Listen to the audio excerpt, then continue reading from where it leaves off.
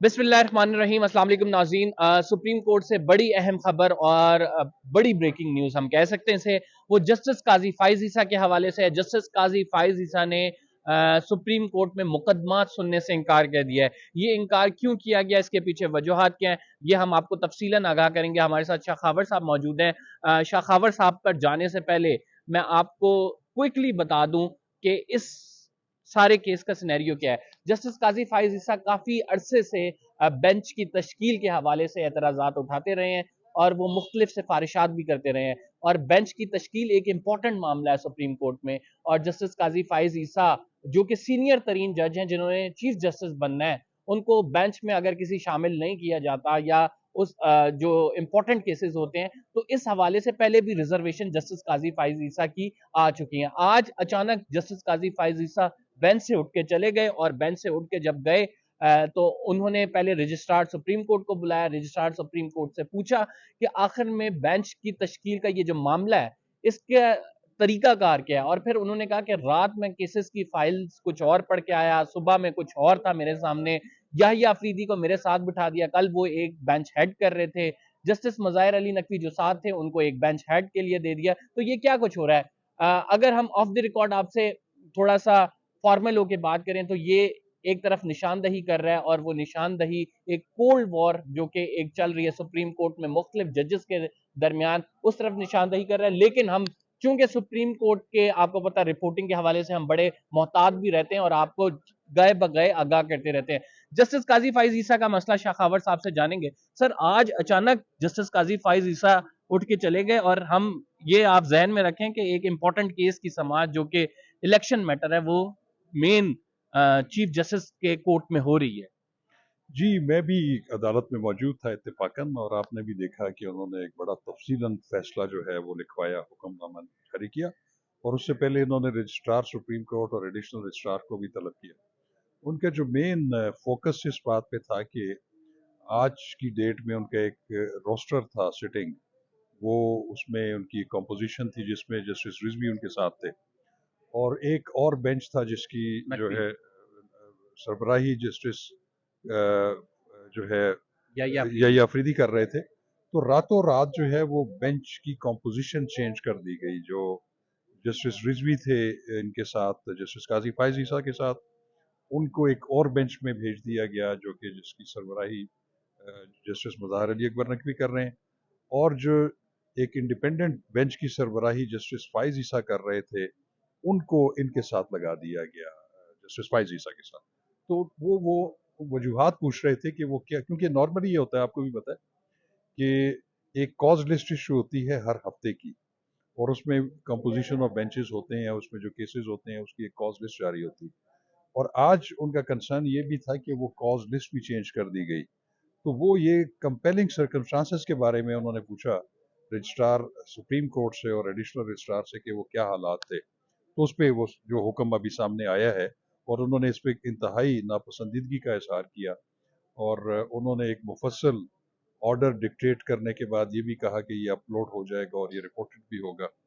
और उस पर उन्होंने काफ़ी क्वेश्चंस उठाए हैं, ये जो एक एब्रप्टली रिकॉन्स्टिट्यूशन ऑफ बेंचेस के बारे में, और फिर वो जो आज की लिस्ट थी उसको कैंसिल करके वो जो है रिटायर हो गए। अच्छा, चीफ जस्टिस का इख्तियार है कि वो बेंच की तश्कील दे। बेंच की तश्कील के हवाले से जो है एक कमेटी बनी थी, उसकी सिफारिशात चीफ जस्टिस ऑफ पाकिस्तान के पास मौजूद है। जस्टिस काजी फाइज ईसा ने यह एतराज भी उठाया कि वो सिफारिशात क्यों अभी तक वहां पे मौजूद हैं, क्यों नहीं पब्लिक की जा रही। हाँ, ये भी उन्होंने उसको पॉइंट आउट किया। और वैसे तो रूल्स जो हैं सुप्रीम कोर्ट के और इवन हाई कोर्ट के भी जो रूल्स होते हैं, उसमें जो रिस्पेक्टिव चीफ जस्टिस होते हैं उनके पास इख्तियार होता है बेंचेस की कॉम्पोजिशन का। लेकिन उसके बारे में कमेटीज बनी होती है, जैसे अब इसमें भी प्रपोज किया गया है। बहुत सारी हाई कोर्ट्स में ऐसा भी हमने देखा है कि जो सीनियर प्यूनी जज होते हैं, जो सीनियर मोस्ट जज, ज्यादातर एडमिनिस्ट्रेटिव पावर्स वो इख्तियार करते हैं, वो एक्सरसाइज करते हैं on behalf of chief justice. Even fixation of cases, cause list issue करना, और कंपोजिशन ऑफ जजेस भी।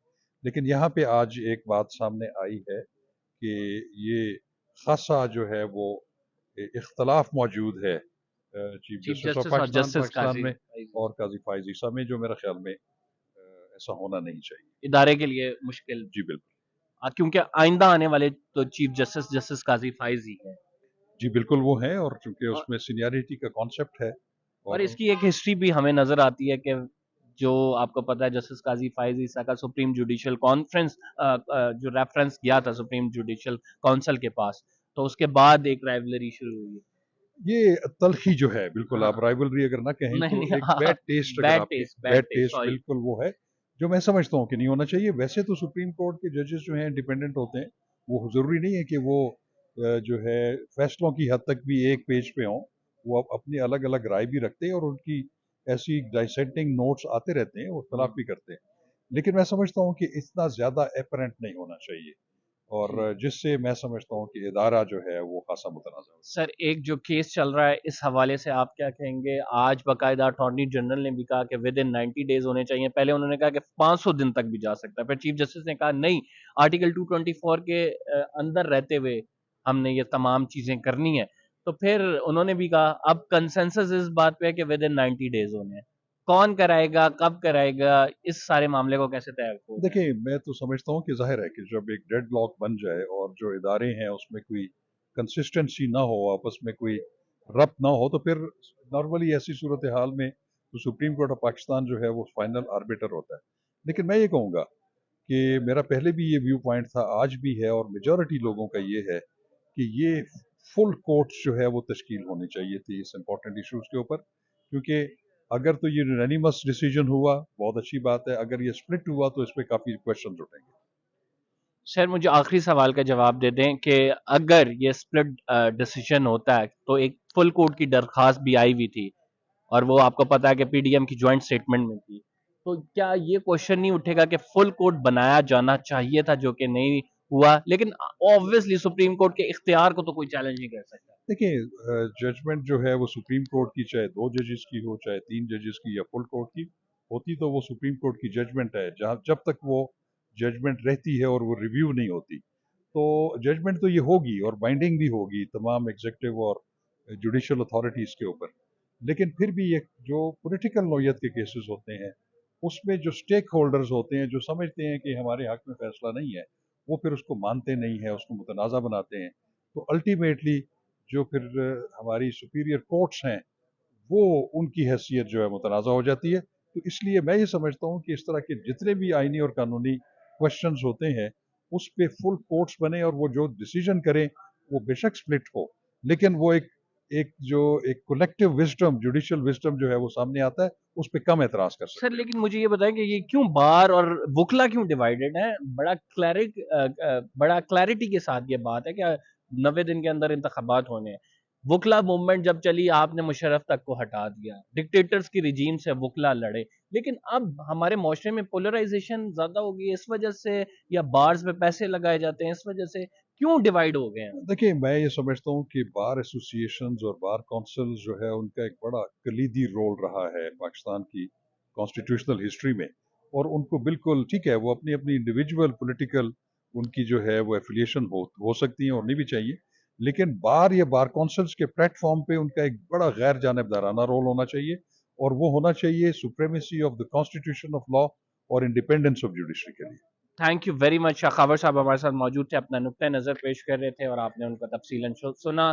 جسٹس قاضی فائز عیسیٰ اور چیف جسٹس کے دوران جو ایک ہمیں بظاہر تنازع نظر آ رہا ہے اس کے بارے میں ہم نے آپ کو آگاہ کیا. انشاءاللہ مزید آپ کو اپڈیٹس دیں گے سپریم کورٹ سے. فی الحال کے لیے اتنا ہی. کمبر زیدی کو اجازت دیجیے. اللہ حافظ.